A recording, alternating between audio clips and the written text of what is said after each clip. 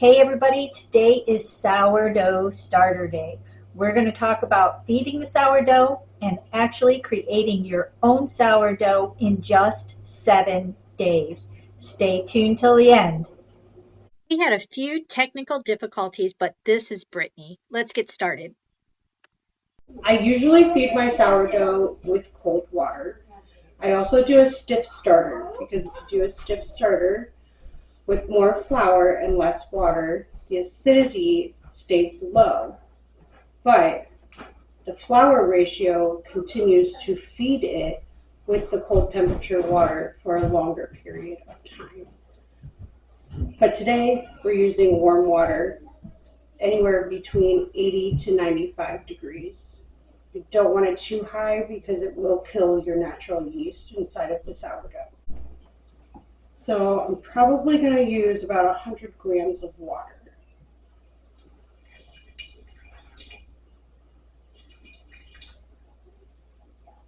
Now, does the grams of water make a difference in regards to how much starter you're feeding? No, you're really just looking for consistency. You're going for a stiff starter, you want it to be stiff like a dough ball. If you want it to be more liquidy, you're going to look for like a really thick cake batter. Okay.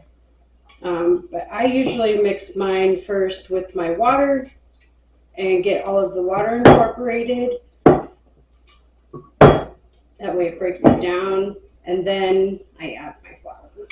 So how do you know when it is completely mixed? What would be the signs that you're looking for? Just the consistency that you were talking about? So because we just added the water, you're looking for like a soup, like a soupy. And I usually just let all this water soak into it. Now it looks like actual liquidy sourdough. Yeah, I see a huge difference in that. Because I like stiff sourdough because it's a sweeter dough more than it is sour. Probably going to add since I added 100 grams of water, I'm probably going to add about 150 to 175 grams of all-purpose flour. Because we want to feed it for a long time. And how long does it normally take once you put the flour in for it to be totally active? So if I'm feeding it now, it's 10 o'clock. It will peak more than likely around 7 or 8 o'clock tonight. Wow. And so do you then bake at night, or do you bake the next morning? Well, I usually feed my starters at night around like 4 p.m., 5 p.m. That way, when I wake up in the morning, it's ready around 7 or 8 a.m. Okay. Just depends on when you want to bake, really.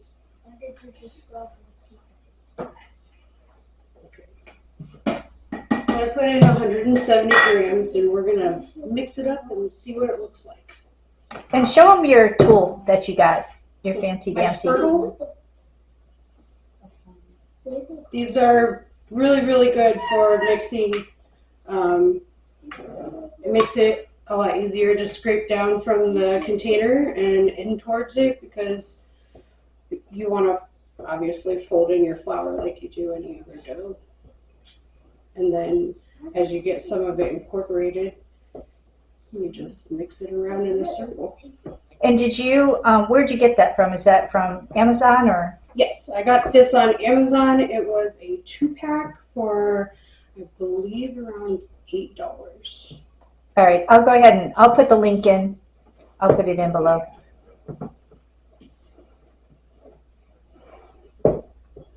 What were you telling me as far as how often you actually clean your jars then? So I wash mine anywhere to a week and a half to 2 weeks. And you want to make sure you do that because any of like the little crusties that are going to form around here, they can all collect mold spores. And that's not something anybody wants in their sourdough starter. No, that is going to destroy your starter. Yes. And speaking of that, you always want to have like backup too, and that's what we were just talking about earlier. Is both of us have done dehydrated starter, and we both have a dehydrator, but you can also do it in the oven. You have to make sure that you have a very thin layer, and you have to do it at a very low temperature. So it actually, the way I did mine was in the oven on a cookie sheet with parchment paper, very thin. Turned my oven light on, and put the pan. I would say like. So you didn't even have to turn your oven on. Okay, because some ovens I know won't go low enough. Mine will not. Okay. Yeah, mine will not because it's a gas. It's a gas stove. So I just put mine on a cookie sheet, real thin, turned the light on, and it took about 10 hours. Okay. See, that's perfect because anybody can do that. Anybody can put it in their oven and do it through the night. Get it ready the night before, and then check in the morning, see where it's at. And the most important thing is making sure when you are dehydrating something that it is totally dry. You do not want to put that into a sealed jar without making sure that that is dry. Right. Yeah. Oh, and I vented my oven a little bit because my oven gets really hot even with the light on. Okay. So I didn't want. So you opened the door just a little bit. Yep. Okay. Yep, with like my oven glove or something. Okay. You know, just something real simple. And that's tips that you kind of learn as you go along, because all it takes is for you to lose one starter, and you do not want to have that happen again. I also sometimes will have a couple starters going at the same time. I just take, and once you have an active starter, you can split it, you can triple it, you can do whatever you need to do. And I will add in here also how I keep mine. I'll just kind of insert another little video to show you what I do with my starter. All right, now my starter I keep in the fridge.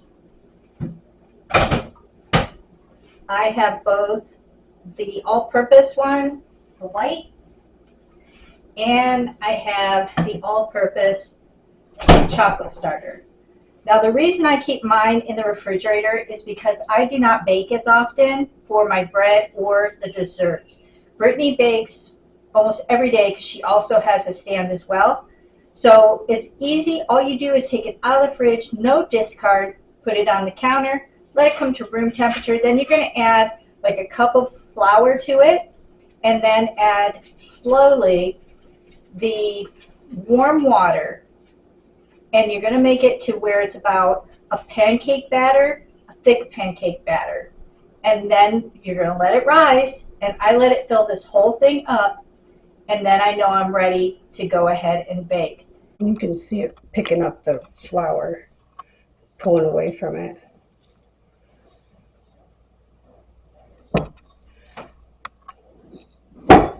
And try to make sure I get all of the flour incorporated in there because you don't want any extra crusties.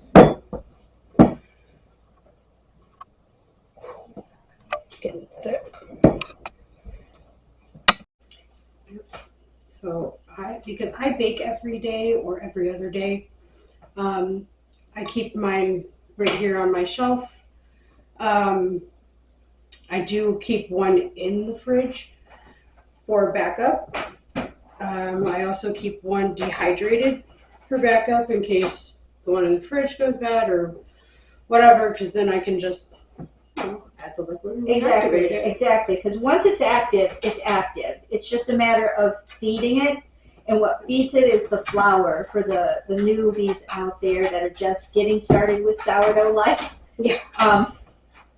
And then what we were also talking about is how, when you first get started, you really don't know what the consistency looks like, or you're strictly going by measurements.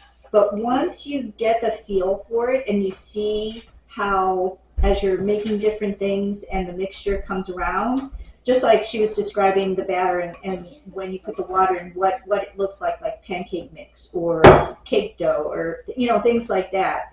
Then same thing with this. Once you see it, you're going to automatically know that you've mixed it enough, that you've added enough flour, because it just kind of comes naturally then, right? Yeah. It's just something that, like, the more you do something, the better you're going to get at it. So don't get discouraged with trying the first time and having something not turn out, because we've all had that. Literally. And honestly, the ratios that these people talk about on a lot of these forums for online, even some of the Facebook ones that I see, they overcomplicate it for people that really don't understand. So really, you're just looking for consistency. So like before, we were seeing it how it was really droopy. This right here, I would say, is more dough form.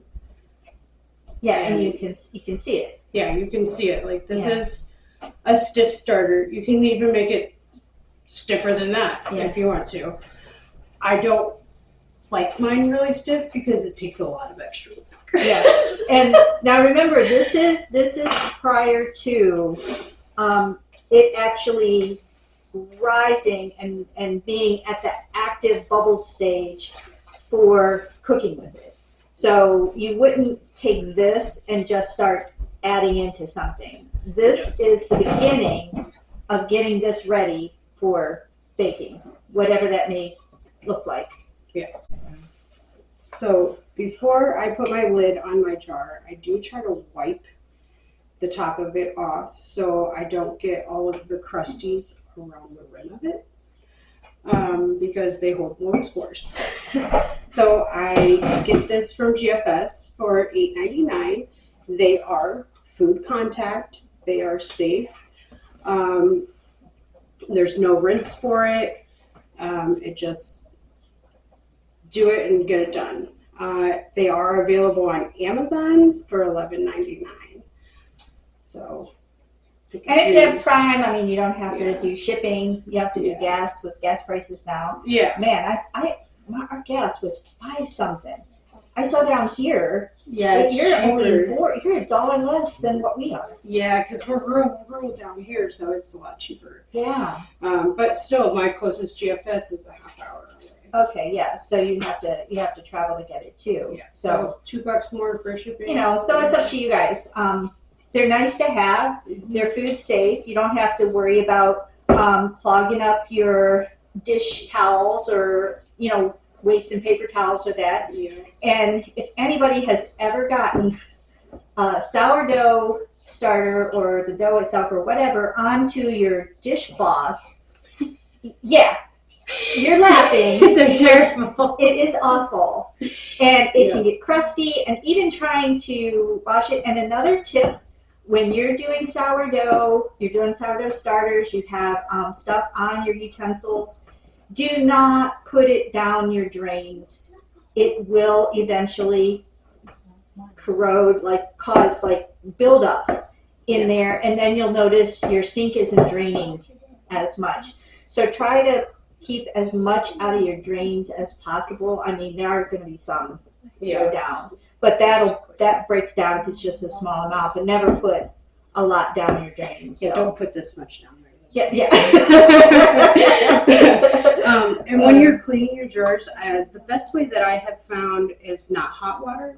If you use hot water, it solidifies it, and cold water is your best bet. It is easier for you to get in there with your hands and just wipe your way. Literally. Yeah. Hot water is terrible for this. Yeah. And this is all newbies, do not be afraid of sourdough starter. We all have made mistakes. We've all done things that we're you live and learn. That's just part of the game, right? Oh, yeah. If you ever have a sourdough warmer, Don't leave it plugged in because it's very easily to be turned on and it'll cook. Yeah, or some people have put the starter into the oven and then forgot that it was in the oven and then turned the oven on because they were going to make something and forgot the starter was in there. Mm-hmm. Another way of destroying your sourdough starter. Yeah. So take it from us who we've made those mistakes. Don't do it. Or put a sign on front of the oven so nobody turns it on. Do something to actually, signal people what's going on, right? Oh yeah. I know, and we're laughing because we've had it happen. So. Oh yeah, I had this jar in my sourdough warmer with the lid very loosely on, and one of my children actually bumped my warmer because I left it plugged into the wall, and I came down here and it was just all over it, all over the burner, all over the place, and I was like, oh my god, it's ruined. Yeah. Thankfully I was able to save some of it. Yeah, because when we say that sourdough starter is alive, it really is alive. It will grow up over top if you have too much in a container or it's a period of time past. Yeah. But in saying that though, when a sourdough or the starter is active, what would you say is the period of time that you find is like the prime time, more so than like once it hits its prime and then it starts receding and the active. That's the best time to bake with it. Right when it starts to recede is what you feel. Right, okay. Right after the And then peak. what do you think is the point where it's gone too low and you're not going to necessarily get as much rise? Like, I would say feed it and stir it again tomorrow.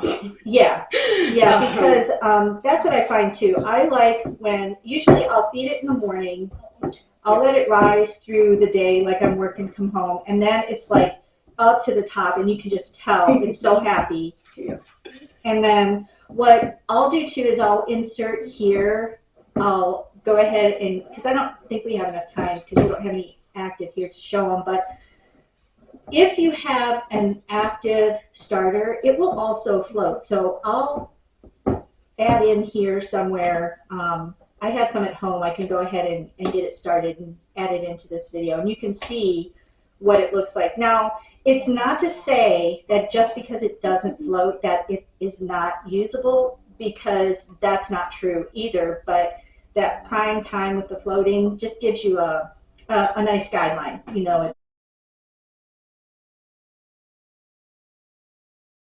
Yeah.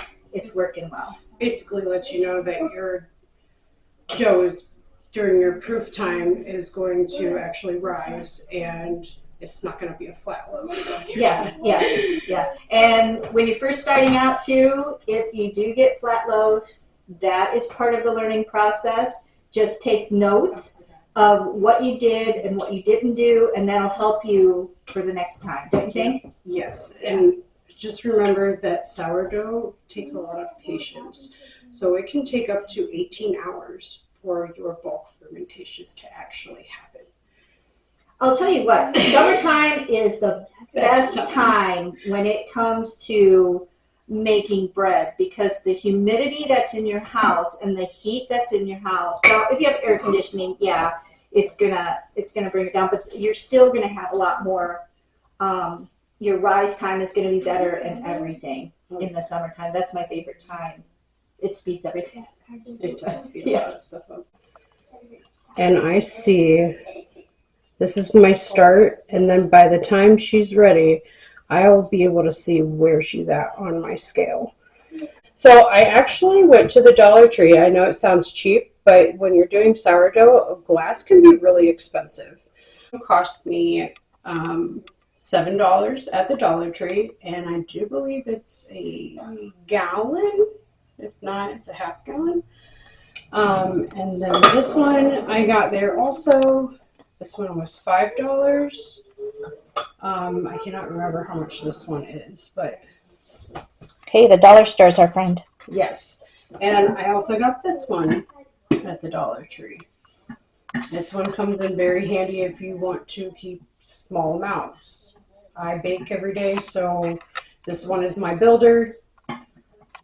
I need a big one because I'm going to be doing like 50 loaves of sourdough. This is my method for a. Oh, wait, am I good? Yes, you're good. You can go ahead and start. Go ahead. Okay, so this is my method for how I got a very fast sourdough starter. Most people are waiting up to 3.5 weeks to get their sourdough to be active. I started mine with whole wheat flour. And this is a 7-day no discard.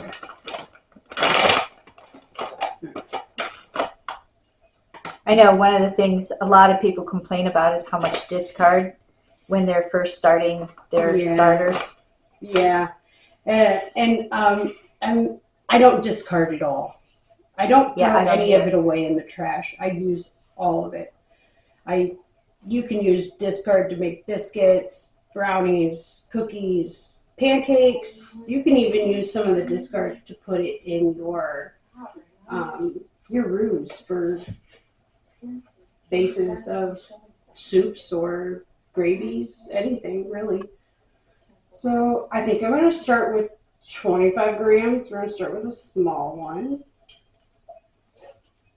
All right, we're going to do 40 then. So this I am going to start with a 1-1-1 ratio. So this is literally just starting from the basics. We did 40 grams of water. We're going to do 40 grams of whole wheat flour. Now, when you're doing the scale, then, because some people don't know how the scales work, you're clearing it out between each thing, right? Between each, and then you're hitting the tare, so it's a clean measure. Zero. Okay. Yep. That way you're not guessing. You don't have to, do math on the fly in your head. I mean, unless you want to. That's your own product. Yeah, if they just have a regular scale where they're adding and then they got to add so much more, then just do the math and add how much more you need. But you can get scales on Amazon for such a low price, even in the stores. Yeah. You don't have to have anything fancy. No, I think I paid maybe $5 for this. Yeah, I didn't pay that much either. Yeah, I got this one like years ago. Yeah, mine does grams, milliliters, pounds. Yeah, this one does milliliters, pounds with ounces, grams, and then just ounces.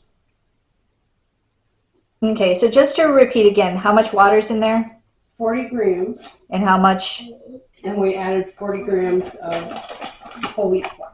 Okay. And then we're just gonna mix it up with your spurtle or your fork or whatever you want to use. Really, doesn't matter. Now I have heard to stay away from metal in your starters. Yeah, I would not recommend it. I've seen people use the Danish dough whisk, which I have one here somewhere. I'm not a fan of them.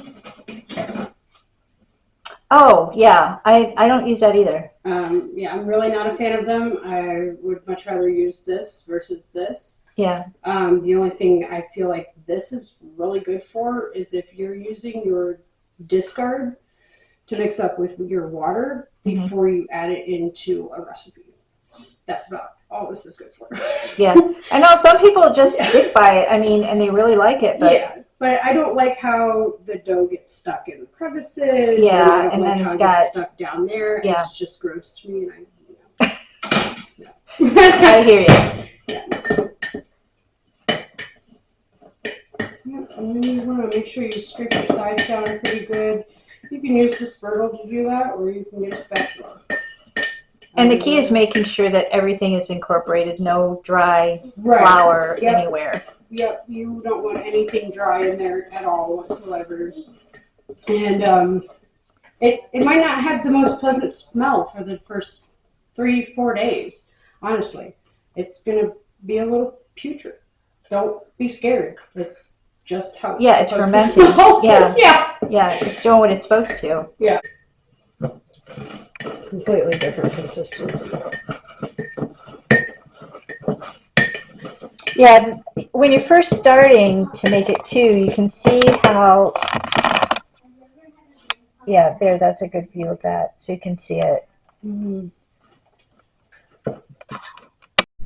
So day 1, once you get it all mixed up and incorporated, you're just going to let it rest for 24 hours.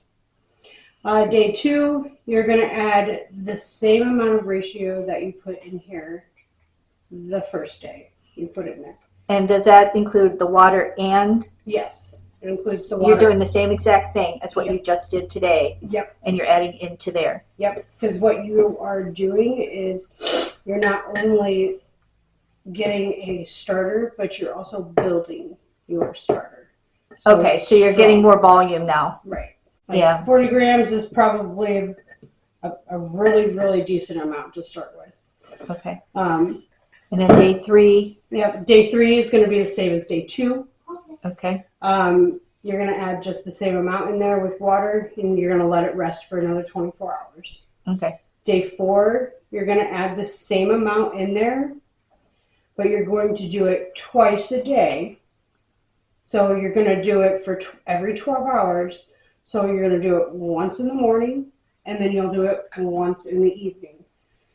And then you'll let that sit until day 5, where you'll repeat day 4, and for the same thing, you'll repeat day 5 for day 6. So after day 3, you're going to repeat the same thing that you did.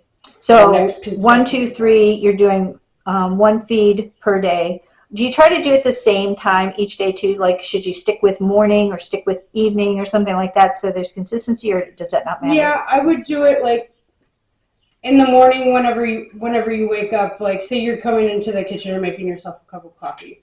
Just go ahead and throw all of your stuff in there.